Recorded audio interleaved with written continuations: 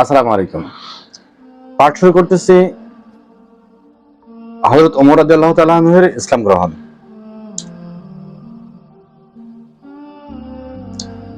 জুলুম, অত্যাচার, নির্যাতনের কালো মেঘের সেই গম্ভীর পরিবেশে বিজলির আরো একটি ঝলক দেখা দেয়, যা বিজলির প্রথম চমক থেকে আরো বেশি চোখ ধাঁধিয়ে দেওয়ার মতো ছিল। তা হচ্ছে হযরত ওমর রাদিয়াল্লাহু তাআলা আনহুর ইসলাম গ্রহণের ঘটনা। তার ইসলাম গ্রহণের ঘটনা সংঘটিত হয় নবুয়তের ষষ্ঠ বর্ষে হামজা রাদিয়াল্লাহু তাআলা আনহুর ইসলাম গ্রহণের মাত্র 3 দিন পর। রাসূল সাল্লাল্লাহু আলাইহি ওয়াসাল্লাম হযরত ওমরের ইসলাম গ্রহণের জন্য আল্লাহ তাআলার দরবারে দোয়া করেছিলেন। ইমাম তিরমিজি আব্দুল্লাহ ইবনে ওমর হতে এই বিষয়টি বর্ণনা করেছেন যে এবং একে বিশুদ্ধ হিসেবে সাব্যস্ত করেছেন। অনুরূপভাবে তাবারানী ইবনে মাসউদ রাদিয়াল্লাহু তাআলা আনহু এবং আনাসের মাধ্যমে বর্ণনা করেছেন যে রাসূল সাল্লাল্লাহু আলাইহি ওয়াসাল্লাম বলতেন, হে আল্লাহ, ওমর ইবনে খাত্তাব অথবা আবু জেহেল ইবনে হিশামের মধ্য হতে যে তোমার নিকট অধিক প্রিয় তার দ্বারা ইসলামকে শক্তিশালী করে দাও। এই দুজনের মধ্যে আল্লাহ তাআলার নিকট হযরত ওমর রাদিয়াল্লাহু তাআলা আনহু অধিক প্রিয় ছিলেন। হযরত ওমর রাদিয়াল্লাহু তাআলা আনহুর ইসলাম গ্রহণের সম্পর্কে সমস্ত বর্ণনা একত্রিত করে দৃষ্টি নিক্ষেপ করলে এটা স্পষ্ট হয়ে ওঠে যে তার অন্তরে ইসলাম ধীরে ধীরে স্থান লাভ করতে থাকে। ইসলাম গ্রহণ সম্পর্কিত বিষয়াদির সঙ্গে সংক্ষেপে তুলে ধরার পূর্বে তার মেজাজ এবং আবেগ ও অনুভূতি সম্পর্কে সংক্ষেপে আলোকপাত করা সঙ্গত বলে মনে করি। হযরত ওমর রাদিয়াল্লাহু তাআলা আনহু তার উগ্র মেজাজ, রূঢ় প্রকৃতি এবং বীরত্বের জন্য আরব সমাজে বিশেষভাবে বিখ্যাত ছিলেন। মুসলিমদেরকে বেশ কিছুকাল যাবৎ তার হাতে উৎপীড়িত ও নিগৃহীত হতে হয়েছিল, কিন্তু তা সত্ত্বেও একটি লক্ষণীয় বৈশিষ্ট্যের আভাস যেন প্রথম থেকে তার মধ্যে পরিলক্ষিত হতো। তার হাবভাব দেখে মনে হতো যে ভাবাবেগের বিপরীতমুখী শক্তি যেন তার অন্তর রাজ্যে পরস্পরের সঙ্গে সংঘর্ষে লিপ্ত রয়েছে। এদিকে তিনি তার পূর্বপুরুষদের অনুসৃত রীতিনীতি ও অত্যাচার অনুষ্ঠানের প্রতি অত্যন্ত শ্রদ্ধাশীল ছিলেন এবং মদ্যপান ও আমোদ প্রমোদের প্রতি তার যথেষ্ট আসক্তি ছিল। অন্যদিকে মুসলিমদের ঈমান ও আকীদা এবং বিপদ আপদে তার ধৈর্য ধারণের অসাধারণ ক্ষমতা দেখে তিনি হতবাক হয়ে যেতেন এবং প্রশংস দৃষ্টিতে তাদের দিকে চেয়ে থাকতেন। কোনো সময় জ্ঞানী ব্যক্তিদের মতো তার মনে তত্ত্ব চিন্তার উদ্রেকও হতো। তিনি আপন খেয়ালে চিন্তা করতে থাকতেন যে ইসলাম যে পথের সন্ধান দিচ্ছে, সে পথে চলার জন্য উদার আহ্বান জানাচ্ছে, সম্ভবত সেটাই উত্তম ও পবিত্রতম পথ। এজন্য প্রায়শই তিনি দ্বিধাদ্বন্দ্বে ভুগতেন, কোনো সময় বিচলিত বোধ করতেন, কখনো বা নিরুৎসাহিত বোধ করতেন।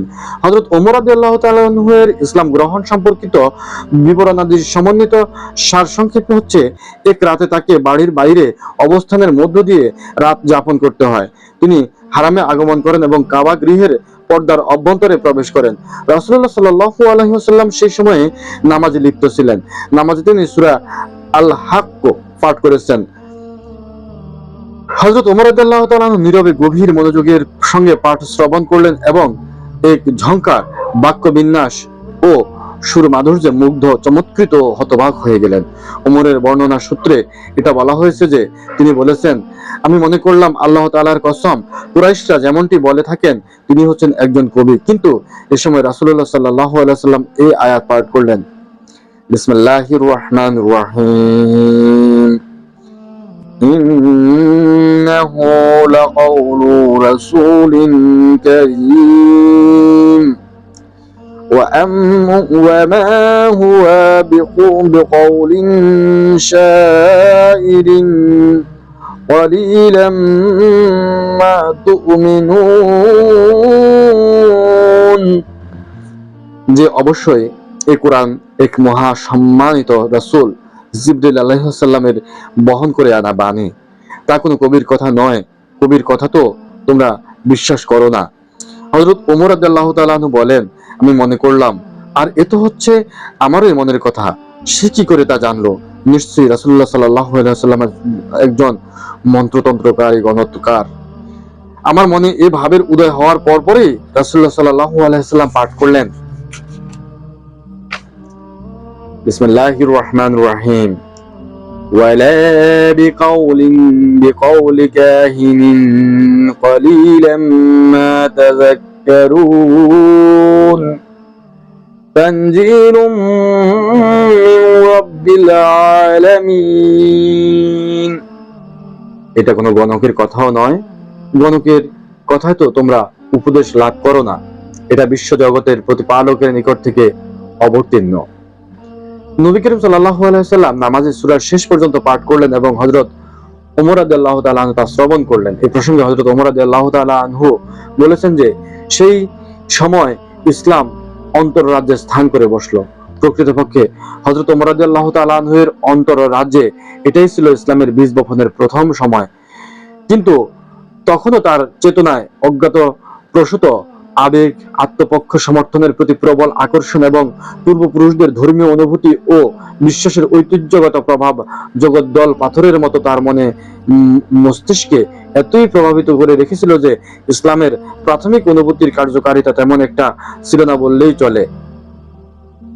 কাজেই বাপদাদার আমল থেকে চলে আসা সংস্কারকে টিকিয়ে রাখার ব্যাপারেই তার আগ্রহ ছিল ঐকান্তিক। তিনি ছিলেন অত্যন্ত কঠোর প্রকৃতির মানুষ। তার স্বভাবগত কঠোরতার কারণেই তিনি ছিলেন হযরত নবী করিম সাল্লাল্লাহু আলাইহি ওয়াসাল্লাম এবং মুসলিমদের অন্যতম বিপজ্জনক শত্রু। তিনি এতই বিপজ্জনক ছিলেন যে হযরত নবী করিম সাল্লাল্লাহু আলাইহি ওয়াসাল্লামকে হত্যা করার উদ্দেশ্যে এক দিবসে তিনি উলঙ্গ তরবারির হাতে বহির্গত হন।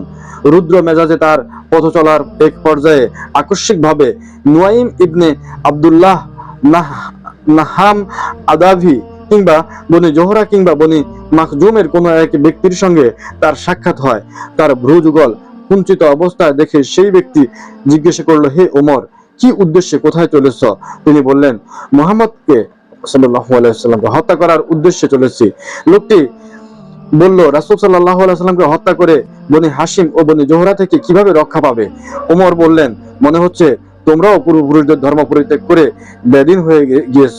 লোকটি বলল, ওমর, একটি আজব কথা তোমাকে শোনাবো নাকি? তোমার বোনও ভগ্নিপতিও তোমার ধর্ম পরিত্যাগ করে বেদিন হয়ে গিয়েছে। এই কথা শুনে ওমর প্রজ্বলিত অগ্নিকুণ্ডে ঘৃতাহুতি দেওয়ার মতো ক্রোধাগ্নিতে ধপ করে জ্বলে উঠলেন এবং সোজা ভগ্নিপতির গৃহাভিমুখে যাত্রা করলেন। সেখানে খাব্বার ইবনে আরাত একটি সহিফার সাহায্যে সূরা তহার অংশ এবং বিশেষ স্বামী স্ত্রীকে তালিম দিচ্ছিলেন। খাব্বাব তাদের তালিম দেওয়ার জন্য নিয়মিত সেখানে যাতায়াত করতেন। খাব্বাব যখন হযরত ওমর রাদিয়াল্লাহু তাআলা আনহুর সেখানে আগমনের শব্দ শ্রবণ করলেন, তখন তিনি ঘরের মধ্যে গিয়ে আত্মগোপন করলেন এবং ওমরের বোন ফাতেমা সহিফাখানা লুকিয়ে রাখলেন। কিন্তু ওমর বাড়ির কাছাকাছি গিয়ে খাব্বাবের কণ্ঠস্বর শুনতে পেয়েছিলেন, তাই তিনি জিজ্ঞেস করলেন, তার কণ্ঠে মৃদু মৃদু আওয়াজ শুনতে পাচ্ছিলাম। তার বোন উত্তরে বলল, না, তেমন কিছুই না, আমরাই পরস্পর কথাবার্তা বলছিলাম। হযরত ওমর বললেন, সম্ভবত তোমরা উভয়ই বেদিন হয়ে গিয়েছ। ভগ্নিপতি সাইদ বললেন, আচ্ছা ওমর, বলো তো, তোমাদের ধর্ম ছাড়া অন্য কোনো ধর্মে যদি সত্য থাকে তবে করণীয় কি হবে? একথা শোনা মাত্রই ওমর তলে বেগুনে জ্বলে উঠে ভগ্নিপতিকে নির্মম ভাবে প্রহার করতে শুরু করলেন। নিরুপায় ভগ্নি জোর করে ভ্রাতাকে স্বামী থেকে পৃথক করে দিলেন। এতে আরো ক্রুদ্ধ হয়ে হযরত ওমর রাদিয়াল্লাহু তাআলা আনহু তার বোনের গণ্ডদেশে এমন এক চপেটাঘাত করলেন যে সঙ্গে সঙ্গে তার মুখমণ্ডল রক্তাক্ত হয়ে গেল। ইবনে ইসহাকের বর্ণনায় আছে যে তিনি মাথায় আঘাতপ্রাপ্ত হয়েছিলেন। ভগ্নি ক্রোধ ও আবেগ জড়িত কণ্ঠে বললেন, ওমর, তোমার ধর্ম ছাড়া অন্য ধর্ম যদি সত্য হয়, একথা বলে তিনি কালিমা শাহাদাত পাঠ করলেন।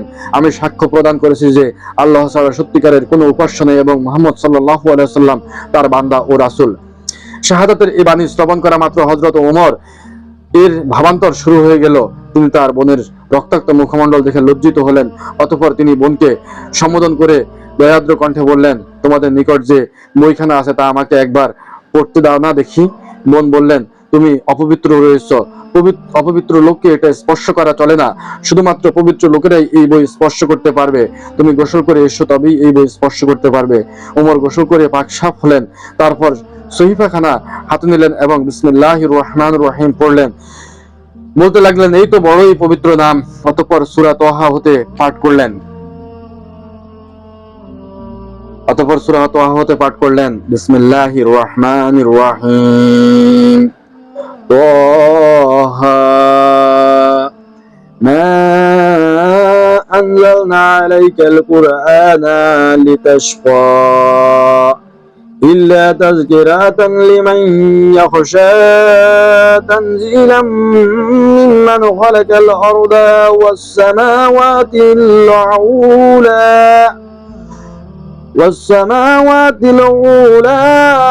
الرحمن على عروش استوى له ما في السماوات وما في الأرض وما بينهما وما تحت الثرى وإن تجهر بالقول فإنه يعلم السر وأخفى الله لا إله إلا هو له الأسماء الحسنى وهل آتاك حديث موسى إجرى نارا فقال لأهله أمكثوا إنا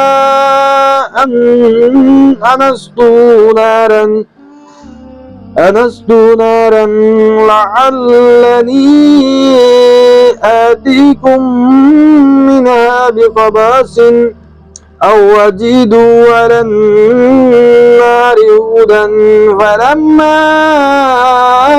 أتاها نودي يا موسى إني أنا ربك فأخضعون عليك إنك بالوادي المقدس طوى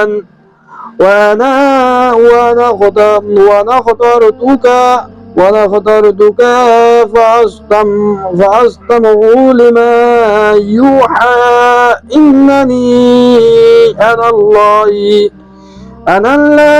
لا إله إلا أنا فاعبدوني وأقم الصلوات الذكر তোহা তোমাকে ক্লেশ দেওয়ার জন্য আমি তোমার প্রতি কোরআন অবতীর্ণ করিনি, বরং তা অবতীর্ণ করেছি কেবল সতর্ক বাণী হিসেবে যে ভয় করে আল্লাহকে, তার জন্য যিনি পৃথিবী ও সুউচ্চ আকাশ সৃষ্টি করেছেন, তার নিকট হতে তা অবতীর্ণ হয়েছে। আরশের দয়াময় সুপ্রতিষ্ঠিত আছেন, যা আকাশে আছে, যা জমিনে আছে, যা এ দুয়ের মাঝে আছে, আর যা ভূগর্ভে আছে, সব তারই।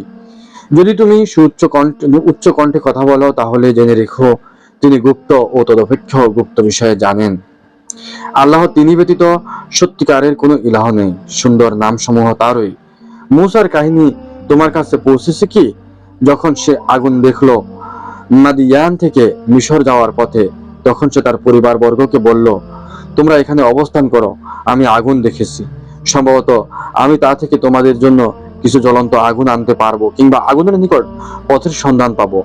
অতঃপর যখন সে আগুনের কাছে আসলো, তাকে ডাক দেওয়া হলো, হে মূসা, বাস্তবে কি আমি তোমার প্রতিপালক, কাজে তোমার জুতা খুলে ফেলো, তুমি পবিত্র তুয়া উপত্যকায় আছো, আমি তোমাকে বেছে নিয়েছি, কাজে তুমি মনোযোগ দিয়ে শোনো যা তোমার প্রতি ওহী করা হয়েছে।